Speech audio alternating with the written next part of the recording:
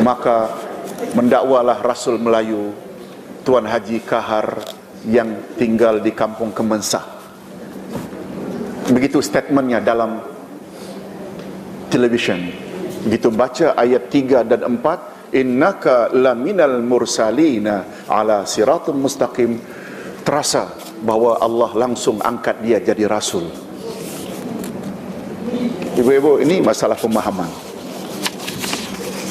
Jadi sekali lagi, syarat pertama untuk jadi insan yang bertakwa mesti ada apa? Iman terhadap yang ghaib. Penurunan malaikat membawa wahyu kepada Nabi Muhammad diutus oleh Allah, termasuk iman pada yang ghaib tak? Nah, mendakwa, kami baru percaya bila bersama Muhammad itu ada malaikat yang mengisytiharkan. Itu semua menunjukkan mereka tidak beriman kepada yang ghaib. Hadirin dan hadirat rahimakumullah. Imam Ibnu Katsir berkata, jika malaikat diturunkan sedangkan mereka dalam keadaan berpaling, niscaya mereka akan diazab oleh Allah Subhanahu wa taala.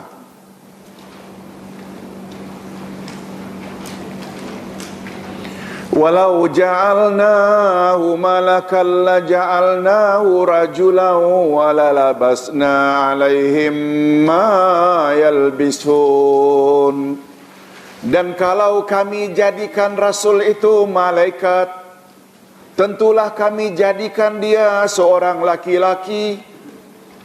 Dan kalau kami jadikan dia seorang laki-laki, tentulah kami meragu-ragukan atas mereka apa yang mereka ragu-ragukan atas diri mereka sendiri. Maksudnya, kata Imam Ibnu Katsir, jika kami mengutus kepada mereka manusia sebagai rasul dari kalangan malaikat, maka kami akan mengutusnya dalam bentuk seorang laki-laki agar membolehkan mereka bertutur dengannya dan mengambil pengajaran daripadanya. Dan jika perkara ini benar-benar berlaku, niscaya manusia akan ragu-ragu lagi, sebagaimana keraguan yang melanda mereka jika Rasul yang diutus itu seorang manusia. Jadi manusia salah, malaikat salah, tak tahu macam mana tak? Ini degil. Hakikat ini dinyatakan oleh Allah dalam firman-Nya dalam ayat yang lain, surat Al-Isra ayat 95. Tolong ikuti. Qul law kana fil ardi malaika yamshuna mutmainnin lanazzalna alaihim minas samai malakar rasula.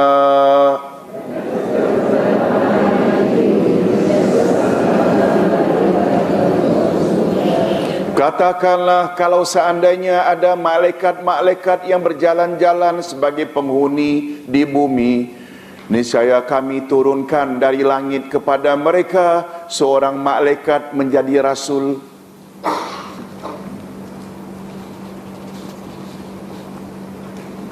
Dan malaikat semua kita tahu mereka adalah makhluk langit atau makhluk bumi. Makhluk langit. Mereka tak sesuai dengan suasana dunia, kecuali datang sekali-sekala. Tetapi berkat rahmat dan kasih sayang Allah kepada makhluknya, lalu Allah Subhanahu wa ta'ala turunkan Rasulnya kepada setiap hambanya dari kalangan mereka sendiri. Jadi untuk membimbing insan, Allah kirim juga adalah insan, agar mereka masing-masing saling seru menyeru, dan agar antara satu dengan yang lain saling mengambil manfaat serta bertutur dan bertanya. Hal ini dinyatakan oleh Allah dalam firman-Nya yang lain, Ali Imran 164. Tolong ikuti. Laqad mannallahu 'alal mu'minin idh ba'atsa fihim rasulan min anfusihim yatlu alaihim ayatihi wa yuzakkihim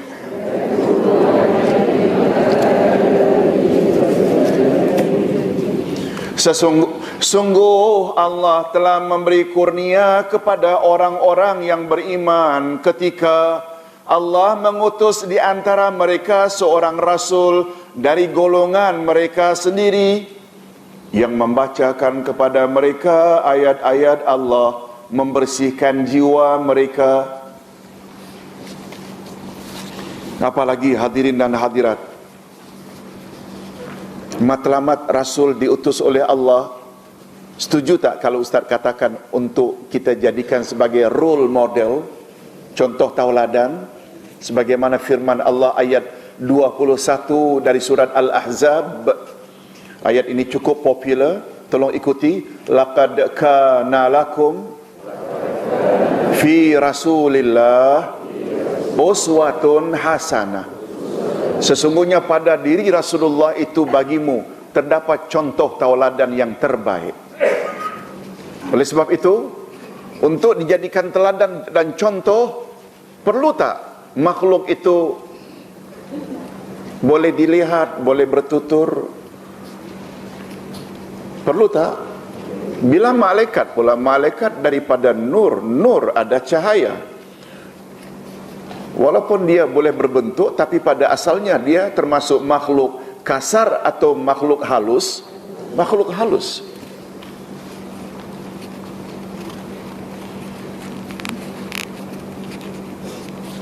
Dan untuk pengetahuan kita, boleh dikatakan setiap zaman Rasul diutus,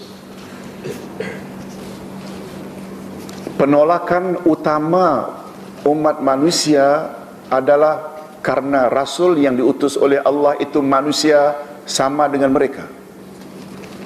Boleh dikatakan bila kita lihat Al-Quran, Nabi Nuh, Nabi Ibrahim, semua alasannya sama. Sehingga terhadap Rasul terakhir Nabi Muhammad sallallahu alaihi wasallam, Allah sampai suruh Nabi Muhammad mengatakan pada ayat terakhir dari surat Al-Kahfi. Tolong ikuti. Qul innama ana basyarum mislukum yuha ilayya annama ilahukum ilahu wahid. Katakan hai Muhammad kepada umatmu, innama ana basyarum mislukum, aku adalah manusia biasa seperti kamu. Yuha ilayya, hanya saja beza aku denganmu, kepada aku diturunkan wahyu. Nampak tak? Apa makna? Katakan hai Muhammad, sesungguhnya aku sama seperti kamu.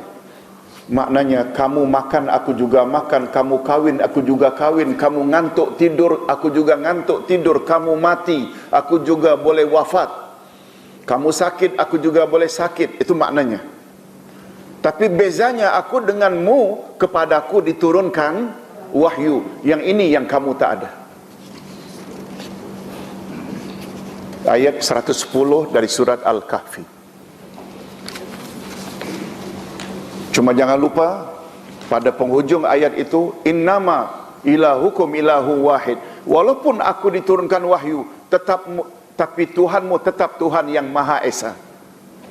Maksudnya, jangan mentang-mentang aku dapat wahyu, kamu anggap diriku ini macam anggapan orang-orang Nasrani terhadap Isa. Kononnya pada dirinya ada unsur ketuhanan.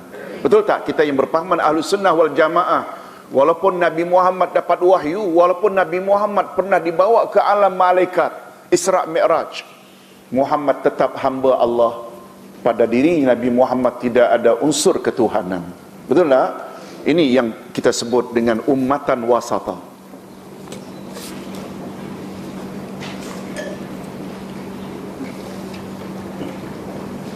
Bagus juga Ustaz sebut. Ustaz pagi tadi Ustaz tengok dalam YouTube, rupanya ceramah Ustaz di Qatar baru-baru ini, diorang masuk dalam YouTube. Kita boleh dan clear, tak ada putus-putus. Type saja Abdullah Yasin, keluarlah Tafaqquh fiddin, ummatan wasata, yang kita selalu sebut. Clear dia punya video YouTube-nya clear dan panjang. Diorang usahakan, boleh manfaatkan. Minta anak-anak buka kita punya internet YouTube, boleh. Apalagi kita ada alat-alat sekarang semua ada di rumah lah.